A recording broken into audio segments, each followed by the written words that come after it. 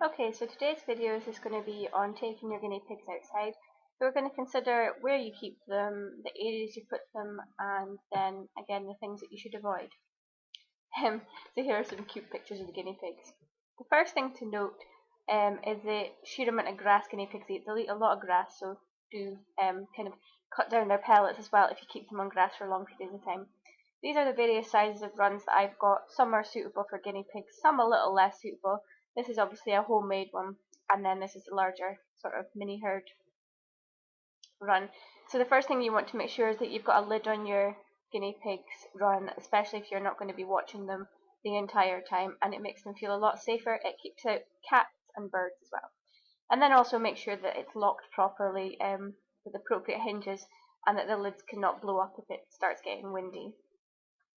When they're out in their run, they don't necessarily have to have hay and food if they're on the grass, because they will spend the entire day just grazing, but make sure that they've got a fresh supply of water all day long, and also top it up as well if it gets warm during the day. The next thing you want to make sure is that they've got huts. Guinea pigs can be quite scared when they're outside, and it also protects them if it gets a little bit windy as well.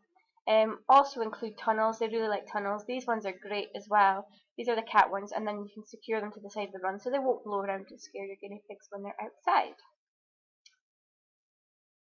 Some other things that you might want to have in their run are plastic toys rather than cardboard or wooden things that can get damaged a little more easily. So these plastic tunnels are great. They're a little bit like the bunny warrens. And then again, make sure that it's got a nice secure lid on it to stop your guinea pigs feeling scared. And down it goes. Okay, as you can see over on this run, it's got a nice secure lid as well. And there are various toys in this one. Some wooden arches and some tunnels. Because guinea pigs really do love to run around and play, so it's good to include lots of their toys. So now let's move on to the things that I think that you should avoid in the area where you put your guinea pigs out on the run. Obviously the first thing you do is consider the grass, but you also want to think about the birds and things around of you, like as put out bird seed. Make sure that the runs aren't anywhere near them so the birds aren't doing their dropping. Okay, so there's various plants you want to avoid. Daisies are one of them. They're not very, they're poisonous basically for guinea pigs. And then the mosses that surround them as well aren't very good. Dandelions, whilst they aren't poisonous for guinea pigs, they can have a laxative effect, so don't allow them to eat too many flowers, but the leaves are perfectly fine.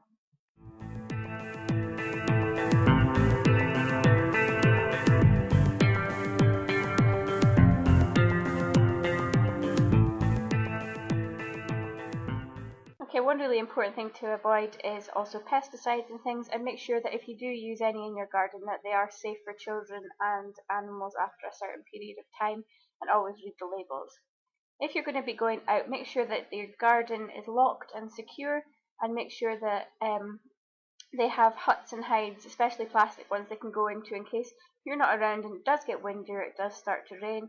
And then also make sure that the runs are secure and the bolts are down properly and aren't going to open again if it gets windy or if they push against the doors, especially if you're not out. So I hope this was helpful, and I'll catch you in the next video.